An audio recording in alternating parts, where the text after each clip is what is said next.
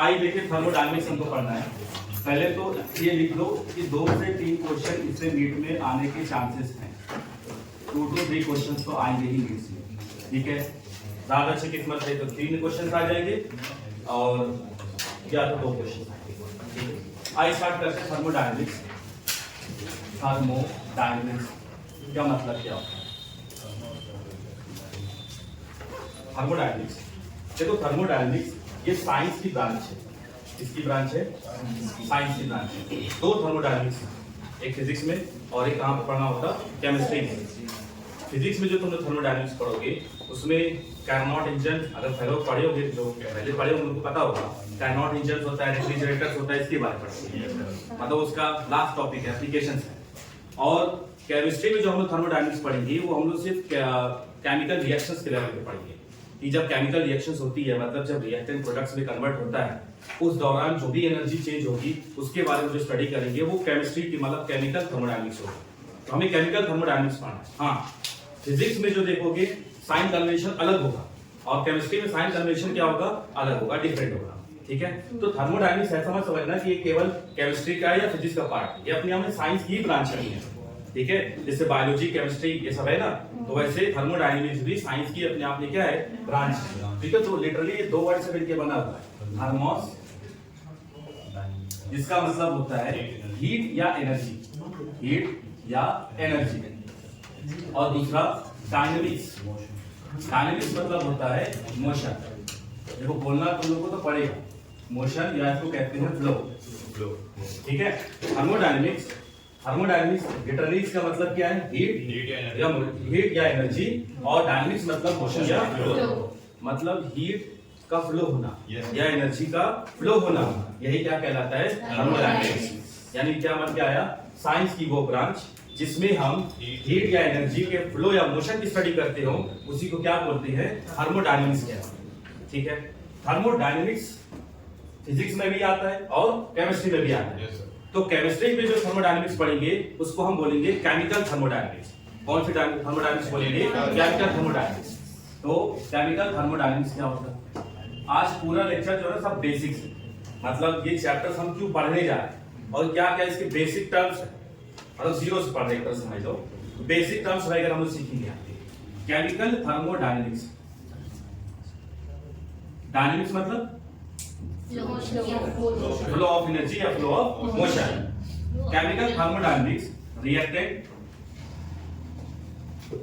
Chemical reactions में क्या होता है? रिएक्टेंट्स कन्वर्ट होता है प्रोडक्ट्स, रिएक्टेंट किसमें कन्वर्ट होगा? प्रोडक्ट। तो जब रिएक्टेंट प्रोडक्ट्स में कन्वर्ट होता है तो उस दौरान एनर्जी चेंज होती है। एनर्जी क्या होती है? चेंज होती है। उसकी स्टडी करना है, वो किसमें आ जाएगा? Chemical thermodynamics. यानी केमिकल रिएक्शंस के दौरान जो एनर्जी का चेंज आएगा या जो एनर्जी का फ्लो होगा उसकी जो स्टडी करेंगे वो क्या कहलाएगा? केमिकल थर्मोडायनेमिक्स कहलाएगा। समझ गए? तो केमिकल थर्मोडायनेमिक्स में हमको ये सिंपल समझो कि केमिस्ट्री में जो थर्मोडायनेमिक्स पढ़ेंगे वो केमिकल थर्मोडायनेमिक्स, यानी कि जब कोई भी केमिकल रिएक्शन हो रही होती है उस दौरान जो एनर्जी का वेरिएशन या चेंजेस आएगा वो क्या कहलाएगा? केमिकल थर्मोडायनेमिक्स कहलाएगा। समझ गए? अब केमिकल थर्मोडायनेमिक्स में जैसे इसके जो केमिकल जो थर्मोडायनेमिक्स है इसके कुछ लिमिटेशंस भी हैं और कुछ इसके एडवांटेज भी हैं। तो पहले हम इसका एडवांटेज पढ़ेंगे कि थर्मोडायनेमिक्स हम पढ़ क्यों रहे हैं, ठीक है। तो पहले स्लाइड लिखा दूं, तो टर्म्स बस क्लियर करते चलना है, आपको उसमें नहीं जाना। देखो एडवांटेज ऑफ थर्मोडायनेमिक्स के बारे में पढ़ो। ये तो बता दिया कि थर्मोडायनेमिक्स क्या है। Thermodynamics is the branch of science which deals with the energy changes taking place in all physical and chemical process. ये समझ गए? थर्मोडायनेमिक्स क्या है? साइंस की वो ब्रांच है जिसमें हम एनर्जी चेंजेस के बारे में पढ़ते हैं, चाहे वो कोई भी फिजिकल प्रोसेस हो या वो कोई भी केमिकल प्रोसेस हो। फॉर एग्जांपल सपोज करो कि सन से जो एनर्जी आती है, सन से जो एनर्जी आती है वो किस फॉर्म में आती है? लाइट एनर्जी के फॉर्म में आती है, ठीक है। प्लांट क्या करता है? इसको, इस लाइट एनर्जी को किसमें कन्वर्ट कर देता है? केमिकल एनर्जी में। बोलिए, जो रेस्ट ऑर्गेनिजम्स है, मतलब मल्टी सेलुलर ऑर्गेनिज्म है, जैसे ह्यूमन बींग्स हो गया या हम हो गए या कोई भी हो गया, तो उनके अंदर ये एनर्जी ट्रांसफर होती है। तो एनर्जी एक फॉर्म से दूसरे फॉर्म में कन्वर्ट भी हो रही है और एनर्जी मतलब एनर्जी का ट्रांसफॉर्मेशन भी हो रहा है। सपोज करो कि तुमने मतलब तुमने प्लांट्स मतलब अपनी एनर्जी पानी के प्लांट्स पे डायरेक्टली या इनडायरेक्टली पे डिपेंड होते हैं हम लोग। आपके अंदर एनर्जी गई एनर्जी, तो अब उस एनर्जी से आप क्या करते हैं, वर्क करते हैं। तो जब वर्क करेंगे तो मैकेनिकल वर्क मान लो चल रहे हो, दौड़ रहे हो, जो भी कर रहे हो, तो तुम्हारी एनर्जी जो केमिकल एनर्जी की फॉर्म में स्टोर थी वो किस फॉर्म में रिलीज हो जाएगी, मैकेनिकल से कन्वर्ट होगी, और मैकेनिकल से फाइनली किसमें, हीट एनर्जी में, और स्पेस में क्या हो जाएगी, लॉस हो जाएगी। तो एनर्जी जो है एक फॉर्म से दूसरे फॉर्म में कन्वर्ट हो रही है और एनर्जी एक जगह से दूसरे जगह में फ्लो कर रही है। तो इन सब की स्टडी क्या कहलाएगा, थर्मोडायनेमिक्स कहलाएगा। समझ गए? Chemical thermodynamics is the branch of thermodynamics which deals with the study of energy changes taking place in chemical process. तो किसी भी केमिकल रिएक्शंस में या कोई भी केमिकल रिएक्शन हो रही है उसके दौरान जो एनर्जी चेंज होती है उसको क्या बोलेंगे, केमिकल थर्मोडायनेमिक्स। ठीक, अब हम थर्मोडायनेमिक्स पढ़ क्यों रहे हैं, जो पढ़ना है इसको, तो उसके कुछ एडवांटेज है, इसलिए हमको थर्मोडायनेमिक्स पढ़ने हैं। पहला लिखा है it gives information about various thermodynamics law. याद करो इकोलॉजी में तुमने पढ़े होंगे, फूड चेन वगैरह पढ़े। फूड चेन के अंदर जो एनर्जी का ट्रांसफर होता है वो थर्मोडायनेमिक फर्स्ट लॉ के अकॉर्डिंग होता है या सेकंड लॉ के अकॉर्डिंग होता है? गलती मेरी है, मैंने तुमसे सवाल पूछा।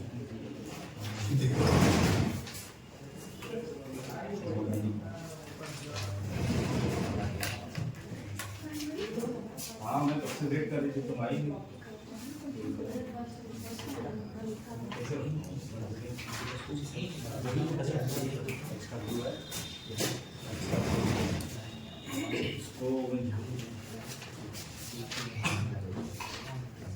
देखो थर्मोडायनेमिक्स के कुछ एडवांटेज है और कुछ डिसएडवांटेज। पहली बात ये समझो कि हमको इस चैप्टर में ना बहुत डेप्थ में नहीं जाना, स्टार्टिंग जो बताने जाता ये नहीं कि ये कैसे हो गया वो कैसे, बहुत ज्यादा दिमाग इसको लड़ाना नहीं है आपको।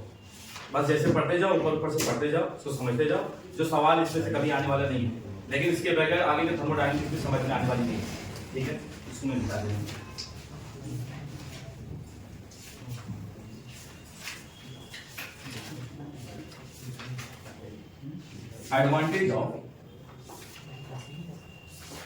Advantage of thermodynamics. थर्मोडायनेमिक्स के क्या क्या एडवांटेज है इसके बारे में स्टडी करना है। फर्स्ट पॉइंट देखो क्या लिखा है कि thermodynamics gives information about various thermodynamics laws. जैसे फर्स्ट लॉ ऑफ थर्मोडायनेमिक्स ये कहता है एनर्जी ना तो बनाई जा सकती है और ना ही बिगाड़ी जा सकती है, बल्कि एनर्जी को एक फॉर्म से दूसरे फॉर्म में कन्वर्ट किया जा सकता है। सब जानते होंगे इसके बारे में।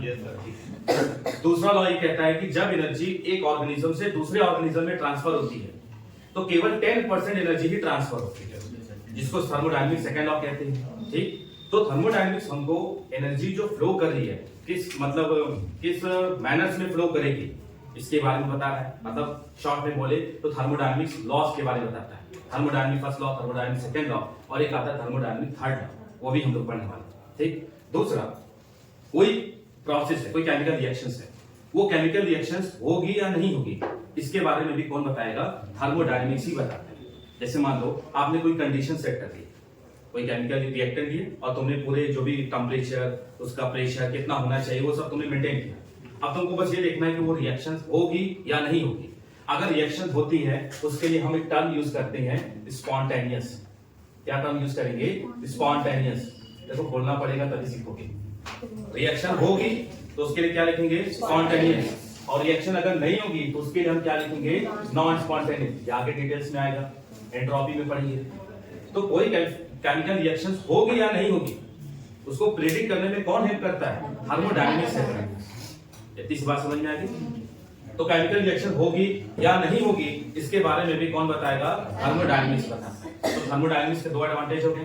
पहला एडवांटेज बोलो क्या है, थर्मोडायनेमिक्स लॉज के बारे में बताएगा। जैसे law of conservation of energy, thermodynamic first law, और लॉ मतलब 10% लॉ जिसको बोलते हैं, यानी एक ऑर्गेनिज्म से दूसरे ऑर्गेनिज्म में जो एनर्जी का ट्रांसफर होता है उसे क्या बोलते हैं, थर्मोडायनेमिक सेकंड लॉ। तो thermodynamic first law, thermodynamic second law, ये हमको थर्मोडायनेमिक्स से पता चलता है। दूसरा जो है कि कोई केमिकल रिएक्शंस होगी या नहीं होगी इसके बारे में भी कौन बताता है, थर्मोडायनेमिक्स ही बताता है। लेकिन जिसका एडवांटेज होता है साथ ही साथ उसका क्या होता है, डिसएडवांटेज। ज्यादा अच्छे से बोले तो लिमिटेशंस क्या है थर्मोडायनेमिक्स की, थर्मोडायनेमिक्स की लिमिटेशंस क्या है। देखो थर्मोडायनेमिक्स ये तो बता देता है कि रिएक्शंस होगी या नहीं होगी, ये तो बता दिया, लेकिन रिएक्शन होने में कितना टाइम लगेगा इसके बारे में नहीं बताता। मतलब रिएक्शन की स्पीड के बारे में नहीं बताएगा। जैसे समझो थर्मोडायनेमिक्स अगर पूछोगे ये कार्बन ग्रेफाइट जो है, क्या कार्बन ग्रेफाइट कन्वर्ट हो सकता है कार्बन डायमंड में? तो थर्मोडायनेमिक्स बोलेगा हाँ बिल्कुल हो सकता है। तो थर्मोडायनेमिक्स के अकॉर्डिंग कार्बन ग्रेफाइट यानी जो पेंसिल में जो ग्रेफाइट होती है उस ग्रेफाइट को हम डायमंड बना सकते हैं। थर्मोडायनेमिक्स कहता है ये प्रोसेस स्पॉन्टेनियस है, ठीक है, लेकिन लिमिटेशंस नहीं बताता। इसकी लिमिटेशंस में ये पता चला कि ये तो बता तो दिया कि मतलब ये प्रोसेस ये रिएक्शन तो होगी, बट ये कितना टाइम लेगी इसके बारे में नहीं बताया, ज्यादा नहीं, ये मतलब 2 बिलियन ईयर्स मान के चलो कितना टाइम लेगी। तो तुम पेंसिल लेके, मुझे पता था तुम लोग पेंसिल लेके सोच रहे होगे कि जब थर्मोडायनेमिक्स से पता चल गया 2 बिलियन मतलब बहुत सा टाइम लगेगा। ये चीज क्या होती लिमिटेशंस होती है। और अगर हम चाहें कि ग्रेफाइट से डायमंड बना भी है, सुनो, अगर हम चाहें कि ग्रेफाइट से डायमंड का फॉर्मेशन जल्दी कर ले तो उसके लिए पता है आपको कितना प्रेशर लगाना पड़ेगा? 150,000 टाइम्स ऑफ एटमॉस्फेरिक प्रेशर। मतलब जो एटमॉस्फेरिक प्रेशर उसका इतना टाइम्स करना पड़ेगा और टेंपरेचर बहुत ज्यादा लगानी पड़ेगी तब, और प्रेशर इतना ज्यादा, टेंपरेचर इतना ज्यादा, जो कि प्रैक्टिकली पॉसिबल नहीं है। समझ गए? तो ये एक लिमिटेशन हो गई थर्मोडायनेमिक्स की कि थर्मोडायनेमिक्स ये नहीं बताता कि प्रोसेस को होने में कितना वक्त लगेगा, कितना टाइम लगेगा, इसके बारे में इंफॉर्मेशन नहीं देता। दूसरी लिमिटेशन क्या है? दूसरी लिमिटेशन ये बॉटम देना, जैसे मान लो थर्मोडायनेमिक्स जानते हो, पहली लिमिटेशन है, पहली लिमिटेशन क्या है? बोलो पहली लिमिटेशन क्या है? स्पीड ऑफ रिएक्शंस के बारे में नहीं बताता। थर्मोडायनेमिक स्पीड ऑफ रिएक्शंस के बारे में नहीं बताता।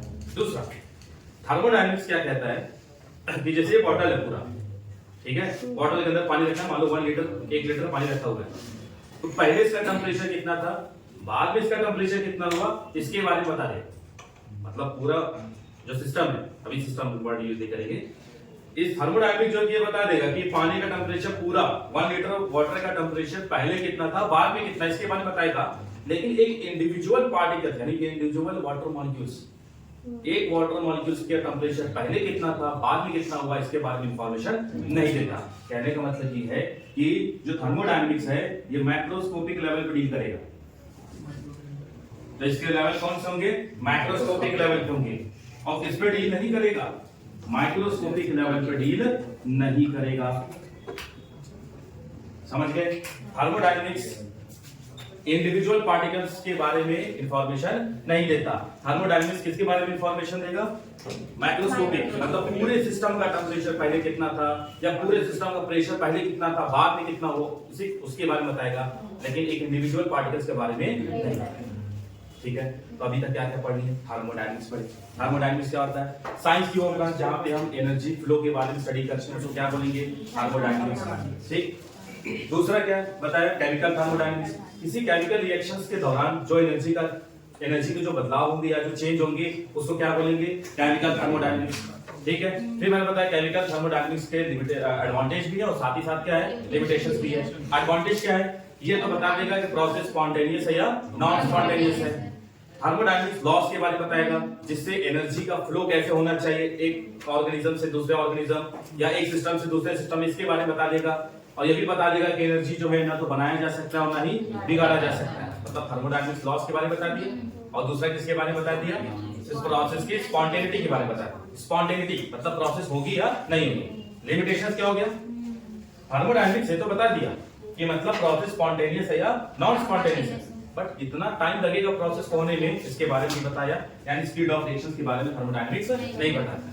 दूसरा, थर्मोडायनेमिक्स पूरे सिस्टम का इनिशियल पहले इसका टेंपरेचर क्या था, बाद में कितना टेंपरेचर हुआ, उसके बारे में तो बता दिया, लेकिन इसके बारे में नहीं बताया। माइक्रोस्कोपिक मतलब एक इंडिविजुअल वाटर मॉलिक्यूल्स के बारे में नहीं बताया। मतलब थर्मोडायनेमिक माइक्रोस्कोपिक लेवल पे डील करता है, माइक्रोस्कोपिक लेवल पे डील नहीं करता। इसकी लिमिटेशन समझ गए? आओ देखो, तो लिमिटेशंस में thermodynamics deals with the properties like temperature, pressure, volume etc. of matter in bulk मतलब पूरा complete whole, but does not tell us anything about the individual properties of atoms or molecules। यानी कि atoms या molecules individual पे कितना होगा उसके बारे में नहीं बताएगा। In short हम ये कह सकते हैं कि thermodynamics deal with the macroscopic model but not with the microscopic model। मतलब माइक्रोस्कोपिक मतलब पूरे सिस्टम का पहले कितना था, बाद में कितना हुआ, ये तो बता देगा, लेकिन उस सिस्टम के छोटे से पार्टिकल यानी एटम से मॉलिक्यूल्स का पहले का कैसा था, बाद में कैसा होगा, इसके बारे में नहीं पता। It tells us whether a given chemical, जो दूसरी लिमिटेशंस है, ये tells यानी thermodynamics tells us whether a given chemical reaction will take place or not under the given set of conditions, but doesn't tell us anything about the rate of reaction। ये भी समझ गए, मतलब ये तो बता देता है कि रिएक्शन तो होगी यानी स्पॉन्टेनियस है, थर्मोडायनामिक्स बोल दिया, लेकिन ये कितना टाइम लगेगा इसको होने में, इसके बारे में समझ गए। चलो इसके बाद आता है कुछ इंपॉर्टेंट टर्म्स।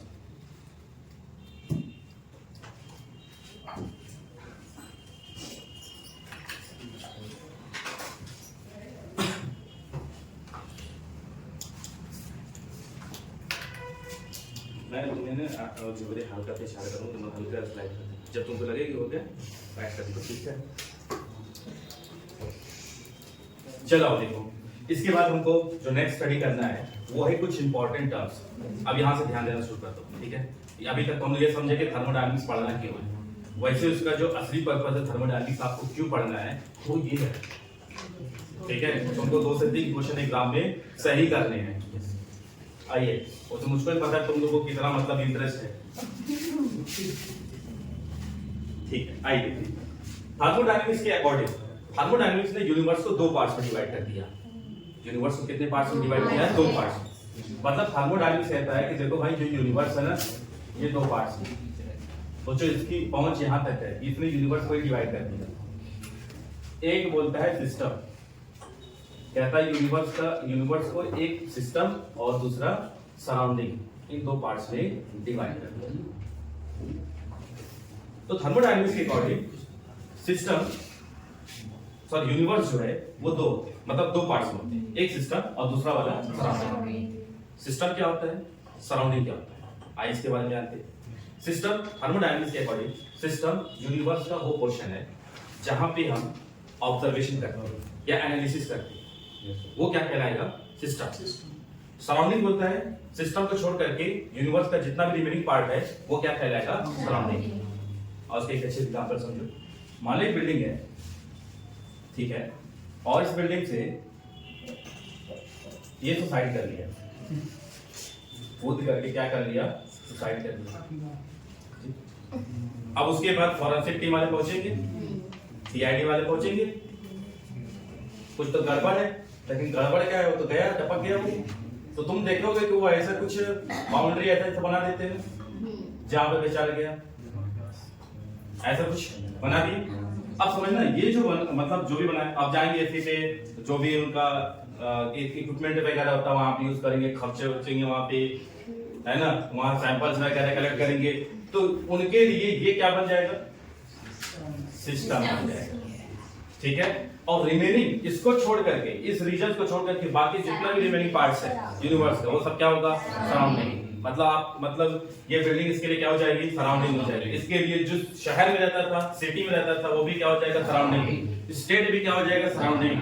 कंट्री भी क्या हो जाएगी, सराउंडिंग। उसका इवन जिस प्लेनेट पे रहता था वो भी क्या हो जाएगा, सराउंडिंग। मार्स भी क्या हो जाएगी, सराउंडिंग।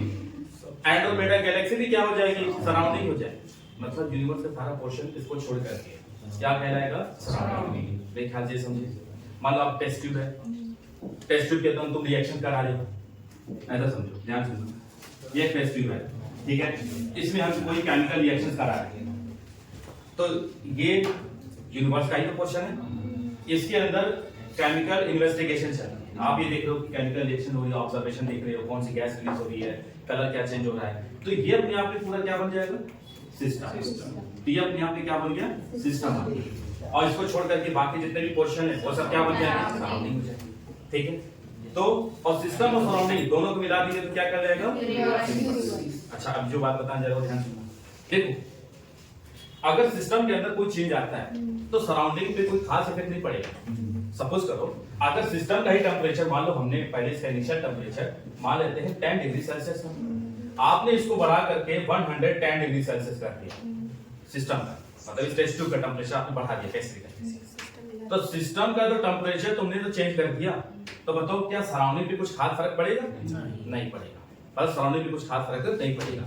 यानी सिस्टम में अगर हम कुछ बदलाव करते हैं तो सराउंडिंग पे कुछ खास इंपैक्ट नहीं पड़ेगा, ठीक। लेकिन अगर मान लो सराउंडिंग का टेम्परेचर बढ़ा देते हैं, सिस्टम का मान लो 10 डिग्री सेल्सियस था और सराउंडिंग का टेम्परेचर मान लो 56 डिग्री सेल्सियस हो गया पूरे सराउंडिंग का, तो बताओ क्या इसका इफेक्ट पड़ेगा, सिस्टम पे इफेक्ट पड़ेगा। यानी हम ये कह सकते हैं कि अगर सिस्टम में अगर हम कोई भी बदलाव करते हैं, सिस्टम के अंदर अगर हम कोई चेंज करते हैं तो सराउंडिंग में कुछ खास इफेक्ट नहीं पड़ने वाला, लेकिन अगर सराउंडिंग में तुम बदलाव करोगे तो सिस्टम पर तो इफेक्ट पड़ेगा ही पड़ेगा। समझ गए? ठीक है। अच्छा, वो भी कौन सी सराउंडिंग ज्यादा इफेक्ट करेगी? सपोज करो कि आप यहाँ पे एक्सपेरिमेंट कर रहे हैं, मतलब अपने रूम में एक्सपेरिमेंट कर रहे हैं, लैब में बात हो, लैब के अंदर एक्सपेरिमेंट कर रहे हो। अब जब लैब के अंदर एक्सपेरिमेंट करोगे तो लैब तुम्हारा सराउंडिंग वर्क नहीं हो गया। अब लैब का टेम्परेचर अगर चेंज होगा तब सिस्टम का जो सिस्टम है उस पर ज्यादा इफेक्ट पड़ेगा। लेकिन मान लो तुम यहाँ पे तुम्हारे दोस्त से कॉल आया दूसरा से, और वो कहा कि आप शिकागो में बहुत ज्यादा बर्फ गिर रही है, बहुत ठंडी पड़ रही है, माइनस में टेम्परेचर पहुंच गया, तो क्या तुम्हारे उसमें जो तुम प्रैक्टिकल कर रहे हो उस पर कोई इफेक्ट पड़ेगा? उसके टेम्परेचर पे कोई बदलाव आएगा? नहीं आएगा। यानी हम ये कह सकते हैं सिस्टम पर सराउंडिंग का इन्फ्लुएंस तो होता है, लेकिन कौन से सराउंडिंग का? जो पास होंगे सराउंडिंग, मतलब इमीडिएट सराउंडिंग का, ठीक है ना। तो अभी तक हम लोग क्या कर पा लिए, देख रहा हूं, देख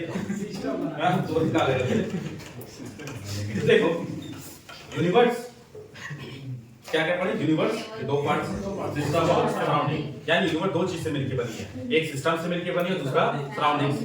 सिस्टम क्या होता है? यूनिवर्स का वो पोर्शन जहां पे तुम ऑब्जर्वेशन करते हो वो क्या कहलाएगा? सिस्टम। और सिस्टम को छोड़ करके बाकी यूनिवर्स का कौन सा पोर्शन कहलाएगा? सराउंडिंग कहलाएगा, ठीक है ना। चलिए ये तो हो गया। आइए इसको अभी पढ़वा देगा यहाँ पे था ना, आइए देख लेते हैं इसका डेफिनेशन क्या है। System is defined as specific part of universe, universe का वो स्पेसिफिक पार्ट और specified portion of the matter which is under experimental investigation और ऑब्जर्वेशन, वो क्या कहलाएगा? System. Surrounding the rest part of the universe excluding the system, माने system को छोड़ करके यूनिवर्स का जितना भी पोर्शंस है वो सब क्या कहलाएगा? सराउंडिंग कहलाएगा। थोड़ा नीचे स्लाइड मारिए। In general, surrounding is substantially large. Surrounding क्या होगा? बहुत बड़ा होगा as compared to the system. Therefore, a change in system may be small. अब ये वाला लाइन समझो। Therefore, a change in system may be small or large. अब पहले कट हो गया ये। बहुत मालूम है मतलब हो गया। आओ देखो, कह रहा है in general surrounding is substantially large. Surrounding जो होता है वो कैसा है? लार्ज है, काफी लार्ज है as compare to system. Therefore a change in system may be small और large, but for surrounding change will be extremely small. Yes, समझ गए? ठीक है। अब देखो, जो सिस्टम है और सराउंडिंग है इनके बीच में सेपरेशन होता है। सिस्टम और सराउंडिंग के बीच में क्या होगा? सेपरेशन होगा। और इसी सेपरेशन को क्या बोलते हैं? बाउंड्री। कौन सा डरी? बाउंड्री। तो बाउंड्री क्या होती है कि सिस्टम और सराउंडिंग को अलग करने वाले जो गैप है, मतलब जो सेपरेशन है वो क्या कहलाएंगे? बाउंड्री कहलाएंगे। वही लिखा है anything which separates system and surrounding is called boundary. अच्छा, ये बाउंड्री अब कैसे हो सकती है? लिखा है टाइप्स ऑफ बाउंड्री। बाउंड्री देखो, या तो कंडक्टिंग हो सकती है या तो नॉन कंडक्टिंग। तो जो बाउंड्री है,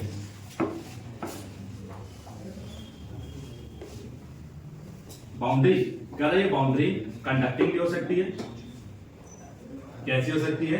कंडक्टिंग भी हो सकती है, या ये बाउंड्री नॉन कंडक्टिंग हो सकती है। कैसी हो सकती है? Non conducting. ठीक है, देखो कंडक्टिंग कब होगी? जैसे मान लो अगर हमने एक बॉटल के अंदर एक बॉटल है और इस बॉटल की जो वॉल है मेटल से बनी है। बॉटल की वॉल किससे बनी है?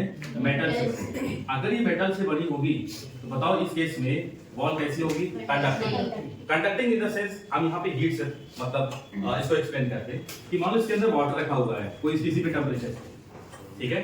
अगर गर्म वाटर मतलब हॉट वाटर होगा तो कुछ टाइम बाद कैसा हो जाएगा, ठंडा हो जाएगा।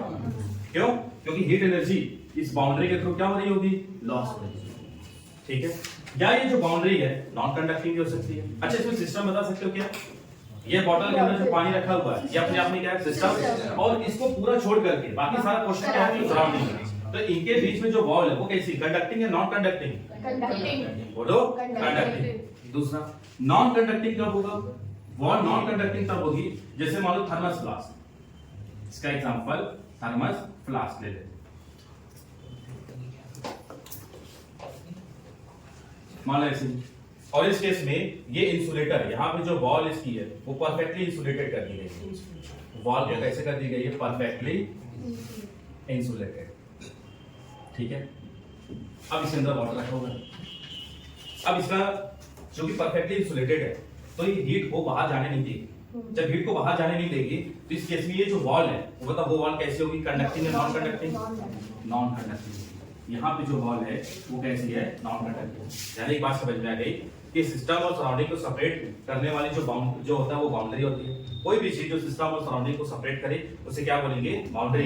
अब ये जो बाउंड्री है या तो कंडक्टिंग या तो नॉन कंडक्टिंग हो सकती है। कंडक्टिंग इन द सेंस मतलब अगर वो हीट को अलाउ करेगा फ्लो करने के लिए, मतलब हीट उससे फ्लो कर सके वो कंडक्टिंग कहलाएगा। और अगर हीट को फ्लो करने के लिए अलाउ ना करे, मतलब हीट फ्लो को स्टॉप कर दे, उसे हम क्या बोलेंगे, नॉन कंडक्टिंग। दूसरा, ये जो वॉल है या तो ये रियल हो सकती है या तो ये जो बाउंड्री रियल हो सकती है या तो ये इमेजिनरी हो सकती है। या तो ये रियल होगी या तो कैसी होगी, इमेजिनरी होगी। रियल इन द सेंस, इसका एग्जांपल है समझो, जैसे इस केस में, दोनों ही केस में जो बाउंड्री है वो बाउंड्री कैसी है, रियल। बाउंड्री कैसी है, रियल है। अब जैसे देखो,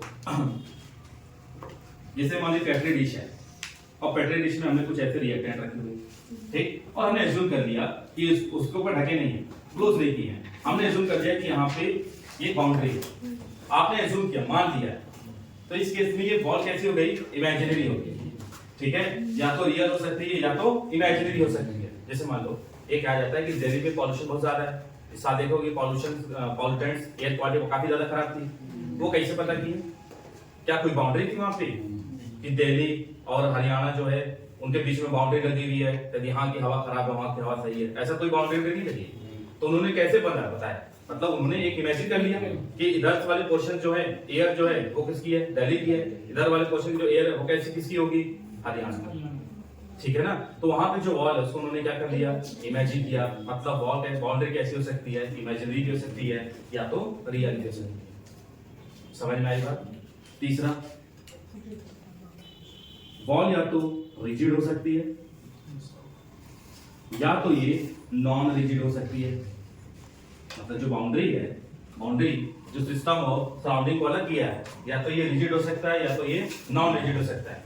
रिजिड जैसे मान लो ये दीवार है, दीवार है, इस पे अगर हम फोर्स लगाएं, इसमें फोर्स लगा धक्का दे तो क्या दीवार खिसकेगी, नहीं। ज्यादा जोर से लगाओगे तो भी खिसक जाओगे। कहने का मतलब ये है, ये जो वॉल है, ये वॉल कैसी है, रिजिड है। मतलब इस क्लासरूम की जो वॉल है वो वॉल कैसी है, रिजिड है। लेकिन अगर मान लो बैलून के अंदर एयर भरते चले जाए तो बताओ इसकी जो वॉल होगी वो कैसी होगी, नॉन रिजिड। इनिशियली उसका वॉल कुछ और होगा और तो उसके अंदर एयर फ्लो कराओगे, एयर फ्लो करो जैसे करोगे उसका जो वॉल वो क्या होता जाएगा बेटा, वॉल कैसी होगी, इलास्टिक। अगर इलास्टिक है तो नॉन रिजिड, और अगर नॉन इलास्टिक है तो कैसी होगी, तो रिजिड में याद रखना। बाउंड्री कैसी होती है, नॉन इलास्टिक। समझो इसको क्या,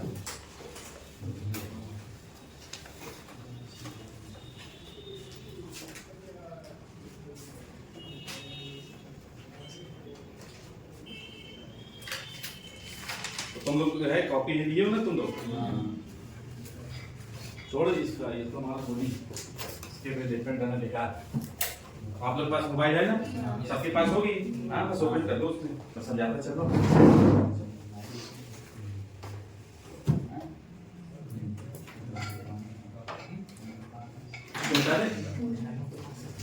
तो देखो अभी तक हमने क्या बताया कि थर्मोडायनेमिक्स में थर्मोडायनेमिक्स के अकॉर्डिंग यूनिवर्स के दो पार्ट होते हैं, एक होता है सिस्टम, दूसरा बोलना पड़ेगा, नहीं बोलोगे तो याद नहीं, समझ में नहीं आएगा। सिस्टम क्या होता है? यूनिवर्स का वो पोर्शन जहां पे इन्वेस्टिगेशन या ऑब्जर्वेशन करते हैं। सराउंडिंग क्या होता है? सिस्टम को छोड़ करके यूनिवर्स का ज्यादातर पोर्शन क्या कहलाएगा? सराउंडिंग कहलाएगा। अच्छा, सिस्टम और सराउंडिंग को सेपरेट करने वाला कोई भी चीज क्या कहलाएगा? बाउंड्री। कोई भी चीज जो सिस्टम और सराउंडिंग को सेपरेट करे उसे क्या बोलेंगे? बाउंड्री कहेंगे। बाउंड्री कितने कैसी हो सकती है? तीन तरह की, या तो कंडक्टिंग या non conducting. Conducting non conducting किस सेंस में हम ले रहे हैं यहाँ पे? Heat flow. अगर हीट फ्लो को अलाउ करेगा तो कंडक्टिंग, हीट फ्लो को अलाउ नहीं करेगा तो नॉन कंडक्टिंग होगा। या तो बाउंड्री रियल हो सकती है या तो इमेजिनरी हो सकती है। रियल कब बोलेंगे हम? जब उसका फिजिकल एग्जिस्टेंस होगा तो रियल कहलाएगी, और जब बाउंड्री का फिजिकल एग्जिस्टेंस नहीं होगा तो क्या कहलाएगी? इमेजिनरी। जैसे हम सपोज करो कि मान लो तुम गए और तुमको ऐसी खबर मिली कि तुम्हारे गांव में जो है कि जमीन हड़पी जा रही है, ठीक है? अब या तो दो हो सकता है, अगर तुम्हारे पास बहुत ज्यादा पावर हो गई तो बस इसे चीना खींच दोगे, मतलब ये इसके बाद वाली जितनी जमीन तुम्हारी इसके बाद वाली ले ली। यहाँ पे जो बाउंड्री कैसी हो गई? रियल या इमेजिनरी? इमेजिनरी। या इसे हवाइया बना दिया और ज्यादा तरह से पावरफुल हो गए, ऐसे हवा बना दोगे, ऐसे काइकुल एरिया अपना है, ये सारा एरिया कौन है? मेरा है। अगर सामने अब तुम सामने में बहुत पास लेके होता है ना, जमीन तो ऐसे अड़पते हैं ना लोग, जो जमींदार होते थे पहले के वैसे कह रहे थे कि वो सब एरिया देख लो, वो सब एरिया मेरा है, बाकी अपने एरिया समझो। तो उसने अपने कैसी वो बाउंड्री वहां पे कैसी हो गई? इमेजिनरी हो गई, ठीक है? और अगर जैसे अपने कोचिंग के बगल में देखोगे तो बाउंड्री लगी है, तो उतने पावरफुल थे नहीं, तो सोचे कि ना हम ईटा से पूरा लगा दे। तो ईटा से अगर मतलब ईटे की पूरी वॉल बना दी जाए तो उस केस में वॉल कैसी हो गई? रियल हो गई, ठीक है? तीसरा, बाउंड्री या तो रिजिड हो सकती है या तो नॉन रिजिड। अगर इलास्टिक, नॉन इलास्टिक मतलब फ्लेक्सिबिलिटी नहीं उसके अंदर। जैसे ये बॉल है, क्या इसके अंदर फ्लेक्सिबिलिटी है? क्या मतलब इसे हाथ मारेंगे तो पूरा अंदर घुस जाएगी? नहीं होगी ना। तो उस केस में बॉल कैसी होगी? रिजिड। नॉन इलास्टिक मतलब रिजिड होगी। या तो ये नॉन रिजिड हो सकती है, जैसे रबर हो गया, उसके अंदर अगर हम एयर फ्लो कराएंगे तो उसका मतलब जो भी वॉल्यूम है बढ़ता जाएगा, तो उस केस में बॉल कैसी हो सकती है? नॉन रिजिड हो सकती है। ये समझ गया बेटा? फिर से रिवीजन करा रहा हूँ। थर्मोडायनेमिक्स क्या होता है? साइंस की वो ब्रांच जहाँ पे हम किसकी स्टडी करते हैं? एनर्जी फ्लो की स्टडी करते हैं, क्या बोलते हैं? थर्मोडायनेमिक्स। अगर हम केमिकल रिएक्शंस या केमिकल प्रोसेस में एनर्जी फ्लो की स्टडी करेंगे, क्या कहलाएगा? Chemical thermodynamics. एडवांटेज क्या है? थर्मोडायनेमिक्स लॉस के बारे में बताता है, और दूसरा स्पॉन्टेनियस नॉन स्पॉन्टेनियस के बारे में बताता है। डिसएडवांटेज क्या है इसके? डिसएडवांटेज रेट ऑफ रिएक्शन या स्पीड ऑफ रिएक्शन के बारे में बताता है, और माइक्रोस्कोपिक लेवल पे स्टडी करेगा, मैक्रोस्कोपिक लेवल पे स्टडी करेगा, माइक्रोस्कोपिक लेवल पे, ठीक है?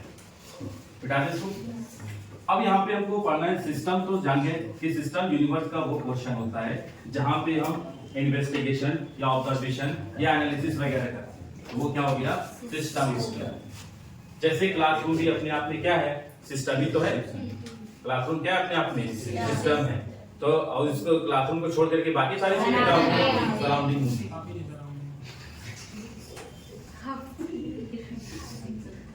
टाइप आपका घर भी सराउंडिंग बेटा। तो टाइप्स ऑफ सिस्टम, तो सिस्टम तीन तरह के होते हैं। पहला इसमें आता है ओपन सिस्टम। कैसा सिस्टम? Open system.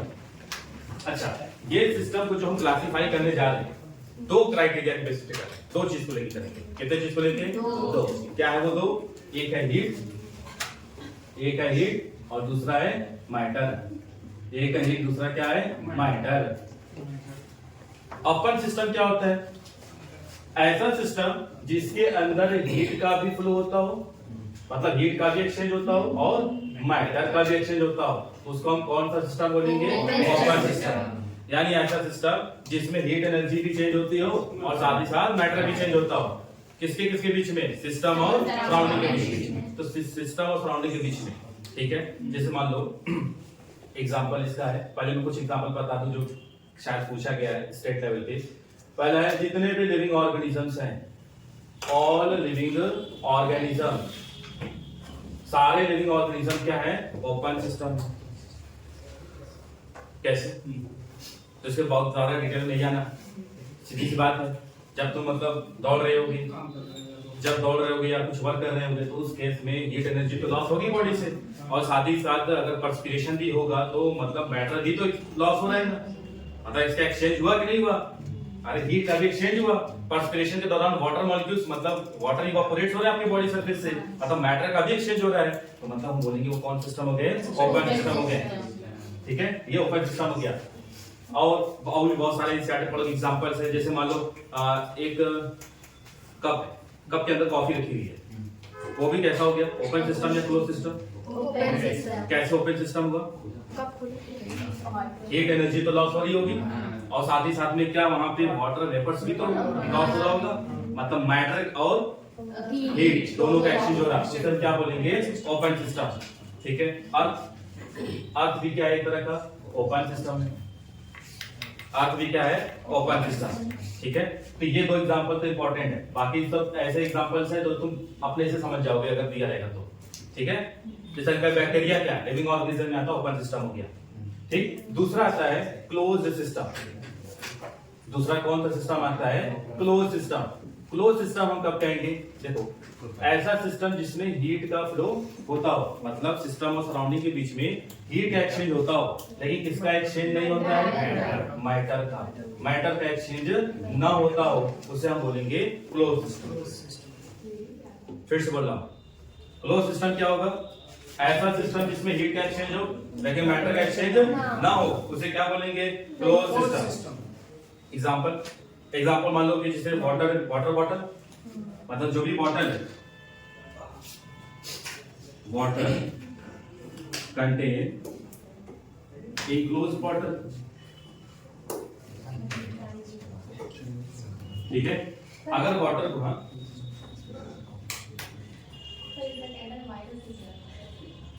वायरस, तो वही मैं कहा था ना कि बहुत ज्यादा अगर दिमाग लगाएंगे तो हो गया काम। अब ऐसे वायरस में जाओगे तो फिर प्रियॉन्स में घुस जाओगे, फिर प्रियॉन्स में बताऊंगा तो वायरस में चले जाएंगे, और उतना नहीं दिमाग लगाना आपको। अब पढ़ रहे मतलब केमिस्ट्री का था बुढ़ा आदमी, तो जनरल आ लो समझा रहा हूं मैं। अब तुम लोग जो है कि अगर ऐसे करोगे पता चला कि जो मेन चैप्टर पढ़नी है वो पढ़वे नहीं करोगे, वायरस को लेकर परेशान होगे। वायरस कौन सा सिस्टम हुआ? ओपन सिस्टम होगा वो, अगर हमारे बॉडी के अंदर जाएगा लिविंग हो जाएगा तो ओपन सिस्टम हो जाएगा। अपन ऐसे क्लोज रहेगा। हां, बस क्लोज हो जाएगा। ठीक है, देखो यहाँ देखो, इसमें बहुत ज्यादा अपने डिटेल में जाना, ये सब चीजें। क्लोज सिस्टम जिसमें water contain close bottle, close bottle के अंदर अगर वाटर को रखा गया है तो वहां पे हीट एनर्जी का एक्सचेंज हो सकता है सिस्टम और सराउंडिंग के बीच में। अगर बॉल कैसी होगी? कंडक्टिंग या नॉन कंडक्टिंग? कंडक्टिंग होगी, तब तो हीट का एक्सचेंज होगा, लेकिन मैटर का एक्सचेंज नहीं होगा। जैसे मान लो घर पे जो चाय वगैरह बनती है, मान लो चाय बनती है, वो तो ऊपर का ओपन रहता है ना, तो वो कौन सा सिस्टम हो गया? Open system. और अगर मान लो उसी को हम ढक दें, किसी प्लेट से ढक दें, अब वो कौन सा सिस्टम हो जाएगा? क्लोज सिस्टम हो जाएगा। ठीक है, तीसरा आता है यहाँ पे आइसोलेटेड सिस्टम। कौन सा सिस्टम आता है? Isolated system. आइसोलेटेड सिस्टम क्या होता? ऐसा सिस्टम जिसमें हीट और मैटर इन दोनों का ही एक्सचेंज नहीं होता, मतलब सिस्टम और सराउंडिंग के बीच में ना तो हीट का एक्सचेंज होगा और ना ही मैटर का एक्सचेंज होगा, तो उसको हम कौन सा सिस्टम बोलते हैं? Isolated system. मेरे ख्याल से थोड़ा थोड़ा समझ रहे हो ना? तो आइसोलेटेड सिस्टम क्या होता है? ऐसा सिस्टम जिसमें हीट और मैटर दोनों का एक्सचेंज ना हो, उसे कौन सा सिस्टम बोलेंगे? Isolated system. बोलना पड़ेगा वरना नहीं समझ पाएंगे। इसका एग्जांपल जो बताएंगे वो सबसे ज्यादा इंपॉर्टेंट आइसोलेटेड सिस्टम है।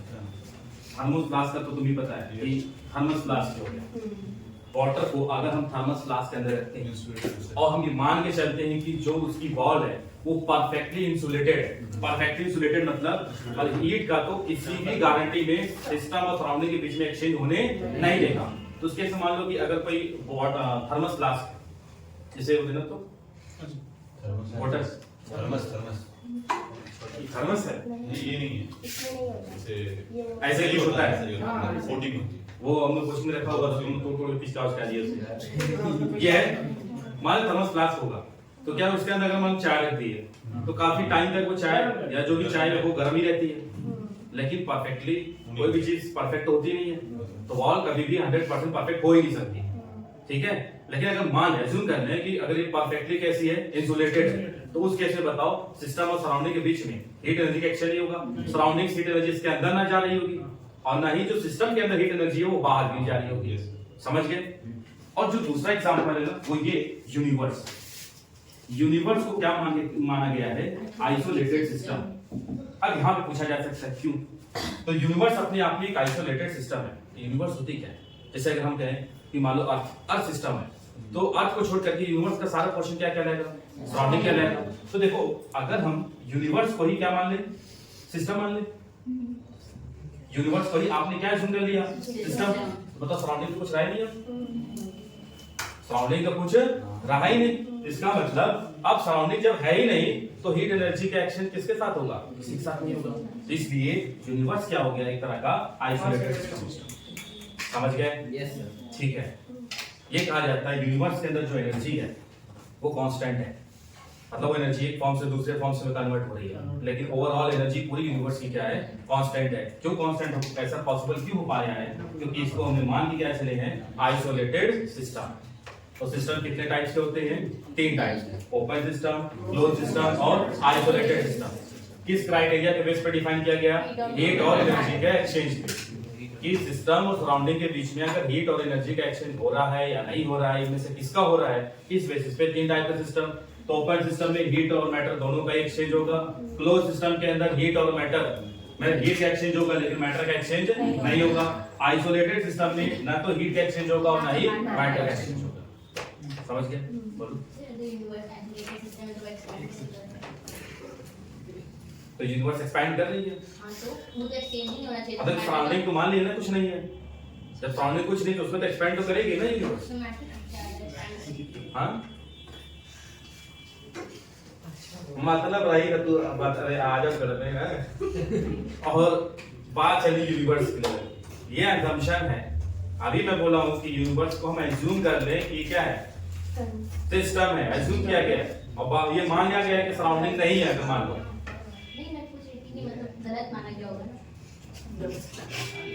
गलत माना गया होगा, क्यों गलत माना गया होगा, जब प्रैक्टिकली जो भी चीजें हो रही है, मतलब जो भी उनके जो भी थ्योरीज रहती हैं उसकी जो वैलिडिटी होती है, मतलब वैलिड है या इनवैलिड है, वो सब तो लगी रहे ना इस पे, इस कॉन्सेप्ट पे।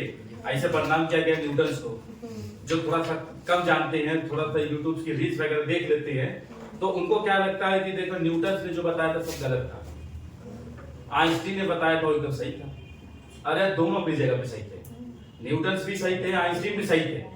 आइंस्टीन का जो कॉन्सेप्ट था वो अलग था, बट वो भी प्रूफ हुआ, वो भी सही था। न्यूटन्स का जो कॉन्सेप्ट था वो भी सही था। जितने भी यहाँ पे जो मैकेनिकल इंजीनियरिंग होती है वो अच्छे से जानते हैं।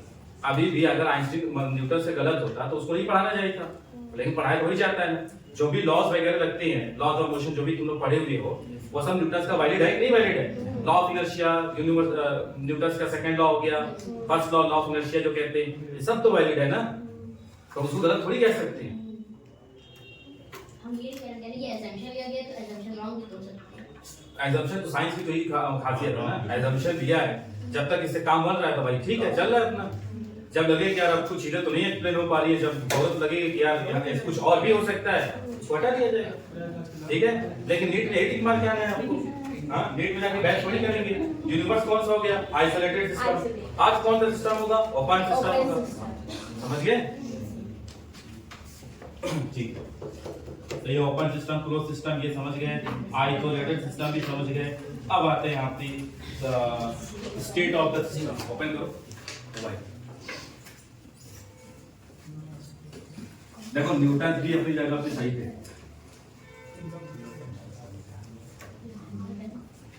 लेकिन सब न्यूटन को ब्लेम करते, कह रहे न्यूटन ने इसे कहते, अपने कुछ नहीं किए।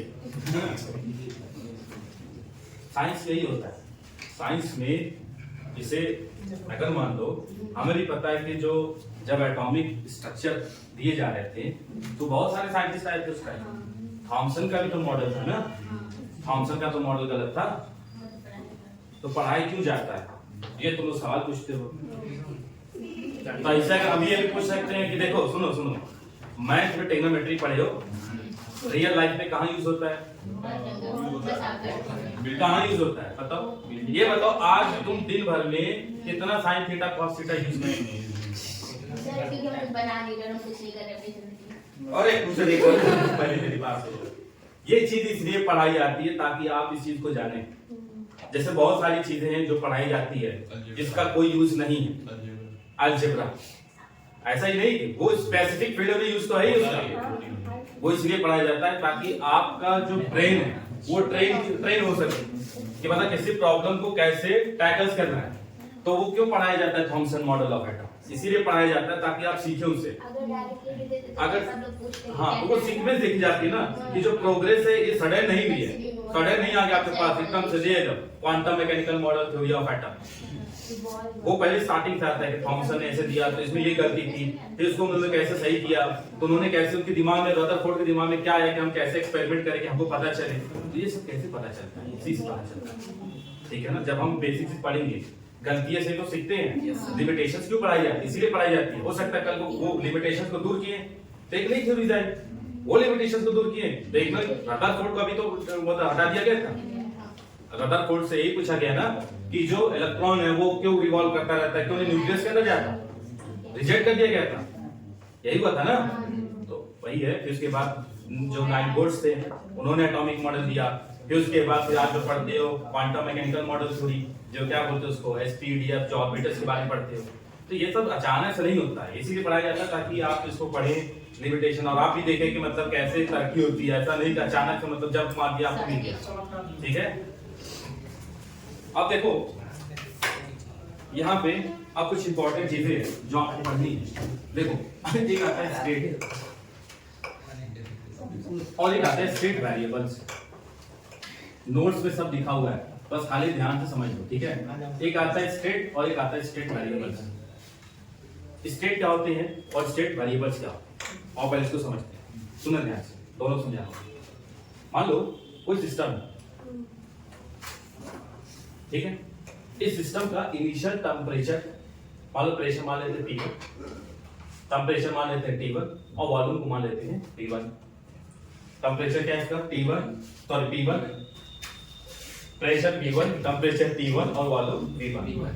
इस सिस्टम का ये है, ठीक है। तो इस सिस्टम अपने किसी पर्टिकुलर स्टेट में रहेगा, मतलब कुछ ना कुछ इसका स्टेट रहेगा, ठीक है।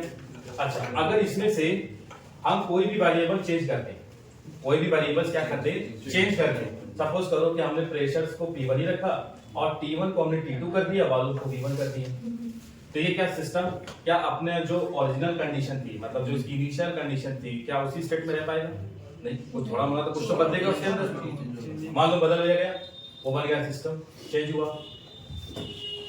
तो सिस्टम की वो स्टेट, सिस्टम की या सिस्टम की वो कंडीशन जिसमें उसके वेरिएबल फिक्स हो, वेरिएबल्स क्या हो, फिक्स हो, वही कहलाता है state of the system. State of the system मतलब सिस्टम का स्टेट क्या कहलाएगा, तो मतलब सिस्टम की वो कंडीशन जहां पे वेरिएबल्स फिक्स्ड हो, मतलब पैरामीटर्स फिक्स्ड हो, वही क्या कहलाते हैं, स्टेट कहलाते हैं। तो हम बोलेंगे सिस्टम, मान लेते हैं सिस्टम कौन से स्टेट में है, स्टेट ए में है। अगर एक भी वेरिएबल चेंज कर दिया जाए तो वो उसका, जब भी एक भी वेरिएबल चेंज कर देंगे तो सिस्टम अपना ओरिजिनलिटी, जो उसकी ओरिजिनल प्रॉपर्टी पहले थी, वो उसे लॉस कर देगा, मतलब खो देगा, वो चला जाएगा किसमें, स्टेट बी में। तो अगर मैं स्टेट ए को डिफाइन करूं तो मैं क्या कहूं कि वो सिस्टम जो प्रेशर P1, T1 और V1 पे एग्जिस्ट कर रहा है वो स्टेट ए है। अगर मुझे स्टेट बी को डिफाइन करना हो तो हम कैसे डिफाइन करेंगे, हम कहेंगे कि वो सिस्टम जो P1 और टेम्परेचर T1 और वॉल्यूम V1 पे एग्जिस्ट कर रहा है वो स्टेट इसका बी है। क्या होगा, अच्छा P1, T2 और V1 टेम्परेचर चेंज कर दिया ना, एक वेरिएबल चेंज किए तो सिस्टम अपनी ओरिजिनल कंडीशन को क्या कर दिया, लॉस। मैं क्या बोला था, T1 बोला था। बॉटल दो मुझको। देखो अभी जब इससे पहले मैंने बॉटल लिया था तो बॉटल मजे का पीस था।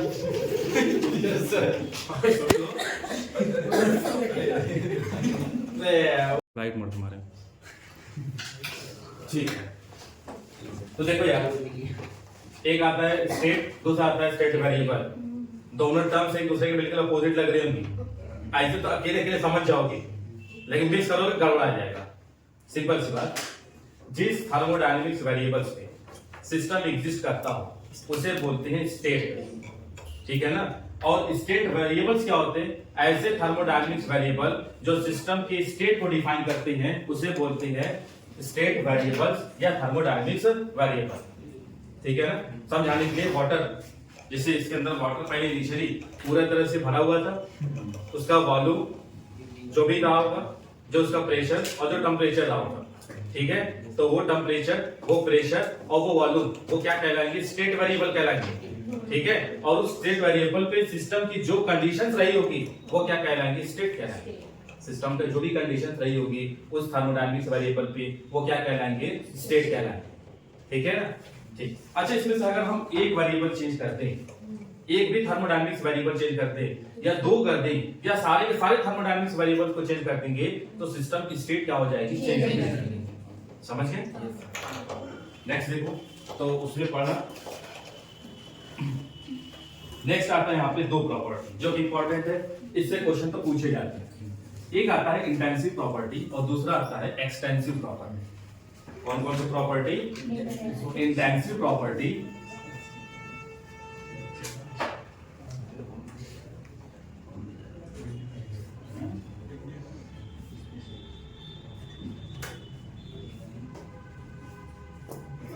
और एक आता है एक्सटेंसिव प्रॉपर्टी।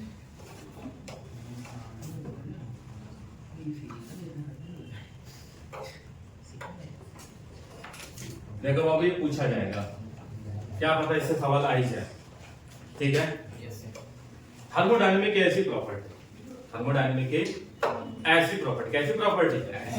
ऐसी प्रॉपर्टी जो अमाउंट ऑफ मैटर पे, इस पे अमाउंट ऑफ मैटर पे डिपेंड करता हो, अमाउंट ऑफ मैटर पे डिपेंड करता हो, सॉरी डज नॉट डिपेंड।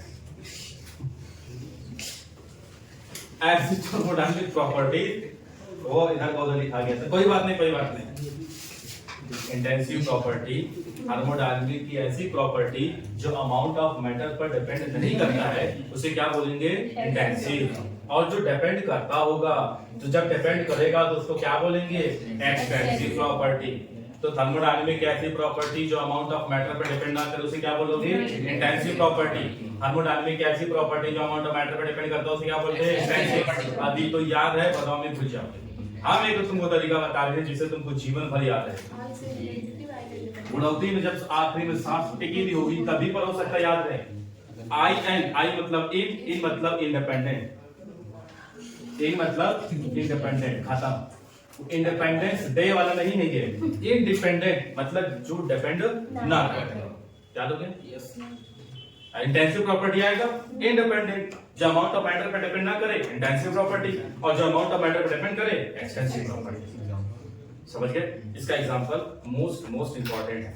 क्या हमको सारे एग्जांपल्स याद रखने हैं? नहीं याद रखने। मैं तरीका बता दे रहा हूं कैसे आइडेंटिफाई करना है, पिछले क्वेश्चन से रिलेटेड आपको बताना है कौन इंटेंसिव और कौन सा एक्सटेंसिव है। देखो, हम यहाँ पे एक मान लेते हैं, इसके अंदर क्वांटिटी ऑफ मैटर होगा कि नहीं होगा? इसके अंदर मैटर तो होगा कि नहीं होगा? कौन सा मैटर होगा?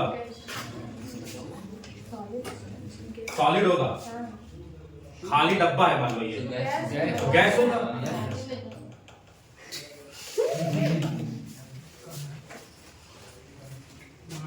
ये मान लेते हैं कोई सिस्टम है, क्या ये कोई सिस्टम? ठीक है, और इसके अंदर हम कोई वैक्यूम पंप नहीं लगाए, मतलब इसके अंदर गैसेस होंगे, मतलब मैटर तो होगा ही। बोल हाँ या ना? मान लेते हैं इसका वॉल्यूम जो है इनिशियली V है, वॉल्यूम क्या है? V। और इसका टेम्परेचर इनिशियली मान लेते हैं T है। वॉल्यूम को क्या मान लिए? V। टेम्परेचर को मान लिए T। वॉल्यूम को मान लिए V। टेम्परेचर को मान लिए T। वॉल्यूम को V। टेम्परेचर को T। वॉल्यूम को क्या मान लिए? V। मतलब पूरा टोटल वॉल्यूम क्या हो गया? V। अब पूरा इस पूरे का टोटल टेम्परेचर कितना हो गया? T हो गया। अब बीच में हम यहाँ पे एक बाउंड्री बना रहे हैं।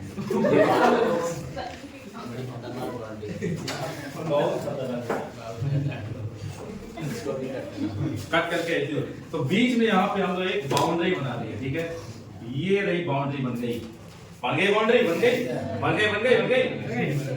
अब बताओ वॉल्यूम क्या V रहेगा? अब इसका वॉल्यूम क्या V रहेगा?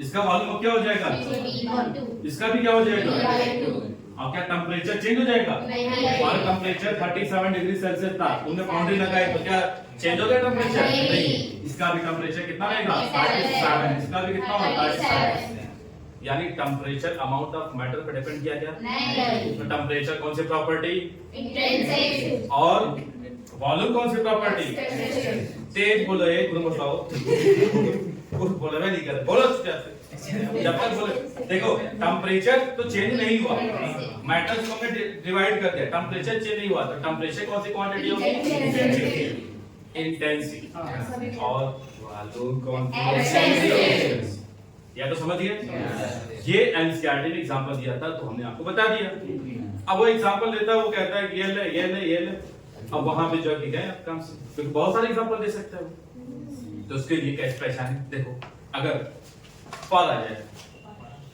क्या आ जाए, पर यूनिट, अगर किसी भी टर्म्स में, देखो हम फिजिकल केमिस्ट्री में बहुत सारे टर्म्स आएंगे, तो उसमें पर यूनिट्स, वॉल्यूम, कंसंट्रेशन टर्म्स कैसे डिफाइन करें, मोलैरिटी, मास पर number of moles per unit volume, ध्यान सुनो पहले, ध्यान दो, अगर पर यूनिट वॉल्यूम आ गया, पर यूनिट एरिया आ गया, पर यूनिट मास आ गया, पर यूनिट फलाना ढिमकाना कुछ भी आ गया, वो क्या होगी, इंटेंसिव प्रॉपर्टी, कैसे आई समझते, देखो ऐसा समझो, प्रेशर, एटमॉस्फेरिक प्रेशर हर जगह सही होता है, ठीक है, मतलब इतने एरिया में भी अगर हम निकालेंगे एटमॉस्फेरिक प्रेशर तो 1 atm ही आएगा, और इस पूरे बोर्ड पर जो एटमॉस्फेरिक प्रेशर लग रहा है वो भी 1 atm है, मतलब 1 atm अमाउंट ऑफ, मतलब क्वांटिटी ऑफ मैटर पर डिपेंड नहीं कर रहा है, तो ये कौन सी प्रॉपर्टी, इंटेंसिटी, प्रेशर होता है क्या, फोर्स पर यूनिट वॉल्यूम होता है, मतलब उसमें हमने यूनिट वॉल्यूम को क्या कर दिए, फिक्स्ड कर दिए, ठीक है ना,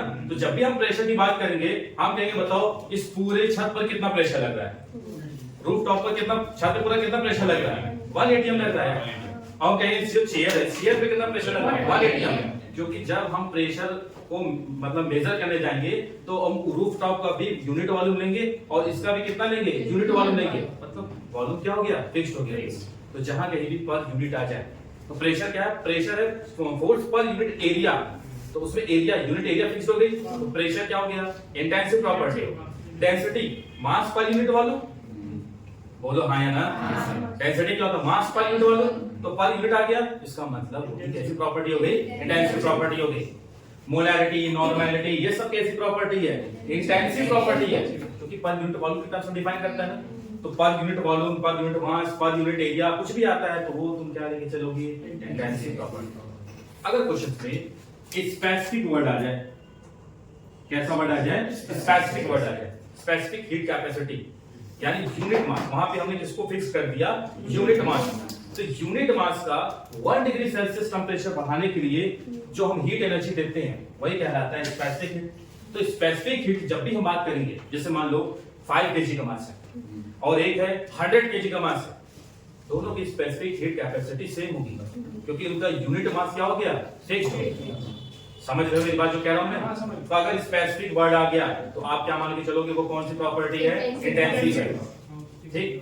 मोलर, अगर किसी के आगे मोलर लिख दिया हो, क्या लिख दिया हो, मोलर, कटना नहीं है सारे एग्जांपल को, मैं तरीका बता रहा हूं कैसे याद रखोगे उसको, मत रखना, कुछ मत रखना इसमें, मोलर वर्ड आ गया तो वो भी प्रॉपर्टी कैसी होगी, इंटेंसिव। जानते हो कैसे, मोलर मतलब आपने एक मोल को फिक्स कर दिया, कितने मोल को फिक्स कर दिया है, एक मोल को फिक्स कर दिया, मैं कह दिया मोलर वॉल्यूम, क्या बोल दिया मैंने, मोलर वॉल्यूम, तो मोलर वॉल्यूम मतलब यानी ऐसा वॉल्यूम जिसके अंदर नंबर ऑफ मोल्स कितना होगा, 1, मतलब वॉल्यूम फिक्स, मतलब मोल फिक्स हो गया, तो वो कैसी प्रॉपर्टी होगी, इंटेंसिव, ठीक है। तो पर यूनिट अगर आ जाए इंटेंसिव, कोई डेफिनेशन पर आ गया उसमें इंटेंसिव, जैसे मान लो अगर हम आपसे कहें फोर्स, तो बताओ फोर्स कैसी प्रॉपर्टी होगी, क्या एक्सपेंसिव होगी, भाई जितना ज्यादा मास होगा उतना ज्यादा आपको फोर्स लगाना पड़ेगा, तो फोर्स अपने आप में कैसी प्रॉपर्टी होगी, एक्सपेंसिव प्रॉपर्टी होगी। वॉल्यूम कैसी प्रॉपर्टी हो गई, एक्सटेंसिव हो गई। प्रेशर कैसी प्रॉपर्टी हो गई, इंटेंसिव हो गई, क्योंकि प्रेशर क्या होता है, फोर्स पर यूनिट एरिया, ठीक है ना। अगर हम इसके डेंसिटी कैसी प्रॉपर्टी है, इंटेंसिव प्रॉपर्टी है, क्योंकि पर यूनिट वॉल्यूम की बात चल रही है, समझ गए। इस तरह से हम बता सकते हैं कौन सा इंटेंसिव कौन सा एक्सटेंसिव। अच्छा अभी तुम लाइट पढ़ रहे हो फिजिक्स में, उसमें पढ़े हो रिफ्रैक्टिव इंडेक्स, ये बताओ किसी मटेरियल का रिफ्रैक्टिव इंडेक्स क्या चेंज होगा अगर उसको हम कट कर दें। मान लो एक बड़ा सा ग्लास लगवाएं नीचे वाले ग्लास इस सारे। चलो देखो मैं एक तरीका बता रहा हूँ जिससे तुमको एग्जांपल रटना तो बिल्कुल भी नहीं पड़ेगा, ठीक है। एग्जांपल बिल्कुल नहीं रटना होगा और आप इजीली जो है कि गेस कर लोगे कौन इंटेंसिव और कौन सा एक्सटेंसिव। तो मैं यहाँ हिंट लिख दे रहा हूँ, इसको बस याद रखना। हिंट ये है कि अगर पर यूनिट आता है, पर यूनिट, ठीक है, अगर मोलर वर्ड आ जाए या स्पेसिफिक आ जाए और एक चीज और स्टैंडर्ड कंडीशन, अगर स्टैंडर्ड कंडीशन में भी आ जाए तो उसमें भी तो हम फिक्स कर देते हैं वॉल्यूम को, प्रेशर को, टेम्परेचर को फिक्स कर दिया जाता है स्टैंडर्ड कंडीशन। एसटीपी जैसे स्टैंडर्ड इलेक्ट्रोड पोटेंशियल पढ़े थे ना इलेक्ट्रोकेमिस्ट्री में। अच्छा तो स्टैंडर्ड जैसा वर्ड अगर आ जाए तो समझ जाना कि वो सब कौन सी प्रॉपर्टी है, इंटेंसिव प्रॉपर्टी, मतलब वो सब अमाउंट ऑफ मैटर पर डिपेंड नहीं करता, ठीक है। एक्सटेंसिव प्रॉपर्टी में कुछ एग्जांपल जो कि याद रखने हैं आपको। एक्सटेंसिव प्रॉपर्टी इसमें बस याद रखना है आपको H G E S ऐसे लिखो। H मतलब इंथैल्पी जो कि थर्मोडायनेमिक्स में पढ़ना डिटेल में, इंथैल्पी। G मतलब गिब्स एनर्जी, ये भी अपने को पढ़नी है। E मतलब इंटरनल एनर्जी, E मतलब इंटरनल एनर्जी और S मतलब एंट्रोपी, ठीक है। तो ये सब एक्सटेंसिव प्रॉपर्टी। तो ऐसे बस इतना याद रखना है, अगर पर यूनिट या मोलर या स्पेसिफिक या स्टैंडर्ड कंडीशन दिया होगा आप उसको क्या मान के चलोगे, इंटेंसिव प्रॉपर्टी, क्या मान के चलोगे, इंटेंसिव। और अगर एक्सटेंसिव में ये याद रख लो enthalpy, Gibbs energy, internal energy और एंट्रोपी, ये सब हम लोग डिटेल में पढ़ना। स्टार्ट करें, थोड़ा दिमाग से सोच के भी करना। पहला वाला बताओ इंटेंसिव या एक्सटेंसिव।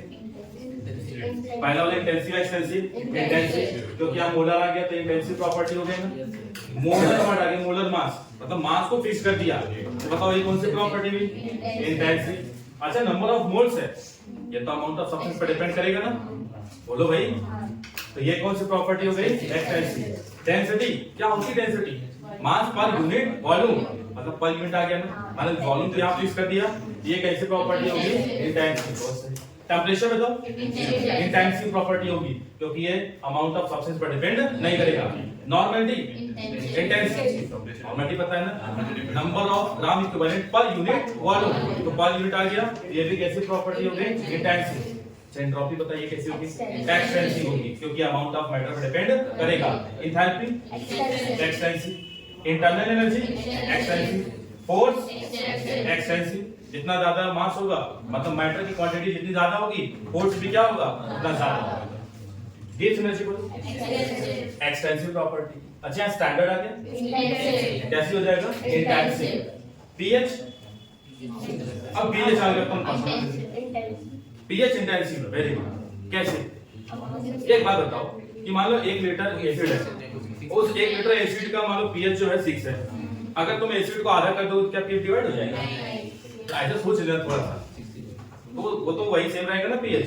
इसका मतलब पीएच कैसी प्रॉपर्टी है, इंटेंसिव। या ऐसे सोचो पीएच होता क्या है, concentration power of hydronium ion, यही होता है ना, पीएच मतलब पावर ऑफ हाइड्रोनियम आयन, और hydronium ion per unit volume में मेजर करते हैं, पर यूनिट आ गया ना इसमें, ये कैसे हो जाएगा, पीएच भी इंटेंसिव। रिफ्रैक्टिव इंडेक्स इंटेंसिव, क्यों, क्योंकि अगर मान लो कोई ग्लास स्लैब है उसको हाफ करोगे तो रिफ्रैक्टिव इंडेक्स चेंज नहीं होगा, तो refractive index intensive property. Electrode potential, electrode potential पढ़ा है इलेक्ट्रोकेमिस्ट्री में और वहां पे लिखवाया भी था, ये एक्सटेंसिव है इंटेंसिव है। देखो electrode potential amount of substance पे डिपेंड करेगा, लिखवाया था ना, जितना ज्यादा कंसंट्रेशन बढ़ाते जाओगे इलेक्ट्रोड पोटेंशियल की वैल्यू बढ़ती जाएगी, मतलब ये तो डिपेंड करेगा extensive property. Standard electrode potential क्योंकि आप स्टैंडर्ड आ गया तो कैसा हो गया ये इंटेंसिव, समझ गए ना। इस तरह से आइडेंटिफाई कर सकते हो कौन सा एक्सटेंसिव है और कौन सा इंटेंसिव है, बस एक ही याद रख लेना चीज, ठीक है। तो एग्जांपल याद करने की जरूरत नहीं पड़ेगी। एक और कुछ, प्रेशर बताओ, कैसा प्रॉपर्टी होगी? इंटेंसिव। अगर मैं आपसे कहूं मोलर प्रेशर, आप बताओ मोलर प्रेशर भी कैसा होगा? इंटेंसिव ही होगा, ठीक है ना। मोलर वॉल्यूम इंटेंसिव होगा। जितने भी कंसंट्रेशन टर्म्स है वो सब कैसे होंगे? इंटेंसिव ही होंगे। फॉर्मेलिटी इंटेंसिव होगा, ठीक है। और खुद से सोचो, acceleration due to gravity, acceleration due to gravity, वाला फिजिक्स तुम लोग पढ़ रहे हैं ना, तो बताओ इंटेंसिव या एक्सटेंसिव? नाइन्थ क्लास में पढ़ाया जाता है, ये नहीं पढ़ाया जाता है इंटेंसिव या एक्सटेंसिव। तो acceleration due to gravity intensive है, क्योंकि वो मास पर डिपेंड नहीं करता है। वैक्यूम के अंदर दोनों पे जी क्या लगते हैं? सेम। जी हर ऑब्जेक्ट पे सेम ही लगता है, ठीक है। ग्रेविटेशनल फोर्स एक्सटेंसिव होगा, मास पर डिपेंड करता है। तो उसके पीछे मतलब जो भी दिया रहेगा वो एग्जामिनर को इतना पता रहेगा कि इसके पीछे उसको हो सकता है कॉन्सेप्ट पता ही हो सकता है, पता होना चाहिए, वही मान चलता है। और कौन सी? देखो इंटेंसिटी, हाँ इंटेंसिटी कौन सी? लाइट इंटेंसिटी, ज्यादा अच्छे से बोले तो लाइट इंटेंसिटी क्या होगी? इंटेंसिटी मतलब एक्सटेंसिव प्रॉपर्टी या इंटेंसिव प्रॉपर्टी? पहले तो ये समझो इंटेंसिटी, इंटेंसिटी ये तुम लोग वेव ऑप्टिक्स में पढ़े होंगे, तो तुम लोग क्या लगा मुझको नहीं पता होगा। इंटेंसिटी वेव ऑप्टिक्स में आता है। और इंटेंसिटी मतलब कौन सी प्रॉपर्टी है? इंटेंसिव या एक्सटेंसिव? इंटेंसिव, क्योंकि तुम लोग पढ़े होंगे energy per unit area per unit time, ठीक है ना। तो ये कैसा हो गया? Intensive property. हमें एक क्वेश्चन पूछिए, पावर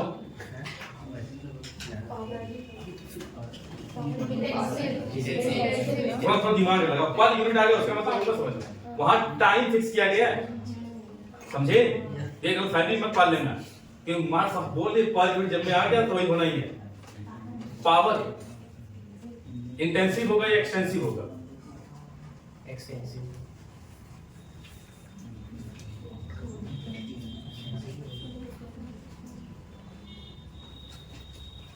तो मेरी तरफ से होमवर्क तो क्या ना पावर क्या है, ठीक है। लेकिन ये बता दूं इसमें यूनिट टाइम है, ठीक है ना। टाइम को फिक्स किया गया है, मास को फिक्स नहीं किया गया, मैटर को फिक्स नहीं किया गया, ठीक है ना। कल हम लोग जब स्टडी कल हम लोग पढ़ेंगे थर्मोडायनामिक प्रोसेस, तो हेडिंग डाल दो। अच्छा कुछ इसमें पॉइंट्स हैं, घर पे जाके लिख लेना। जैसे दो एक्सटेंसिव प्रॉपर्टी का जो रेशियो होता है वो इंटेंसिव प्रॉपर्टी के बराबर आता है। जैसे मास है, मास बोले इंटेंसिव प्रॉपर्टी या एक्सटेंसिव? बोलो भाई मास कैसी प्रॉपर्टी? इंटेंसिव या एक्सटेंसिव? इंटेंसिव या एक्सटेंसिव? एक्सटेंसिव। और मास उसके बाद वॉल्यूम, वॉल्यूम कैसी प्रॉपर्टी है? एक्सटेंसिव है। और इन दोनों का रेशियो लोगों का डेंसिटी आता है ना, और डेंसिटी कैसी प्रॉपर्टी है? इंटेंसिव प्रॉपर्टी है। मास कैसी प्रॉपर्टी है? एक्सटेंसिव प्रॉपर्टी है। वॉल्यूम कैसी प्रॉपर्टी है? एक्सटेंसिव प्रॉपर्टी है। यहाँ से पॉइंट क्या निकल के आया? दो एक्सटेंसिव प्रॉपर्टी का ratio will always be equal to extensive property, sorry intensive. दो एक्सटेंसिव प्रॉपर्टी का रेशियो डेंसिटी प्रॉपर्टी के मल्टीप्लाई कर दे तो इससे वो एक्सटेंसिव इंटेंसिव, एक्सटेंसिव को इंटेंसिव से मल्टीप्लाई करो तो एक्सटेंसिव रहेगा ना। कुछ सोचो अगर हम वॉल्यूम को यहाँ पे लेके जाएंगे तो बराबर मास ही आएगा। मास तो कौन सी प्रॉपर्टी होगी? एक्सटेंसिव। इंटेंसिव को तो मल्टीप्लाई करके तो देखिए होगा ना, इतना तो बता दिया। हाँ बोलो।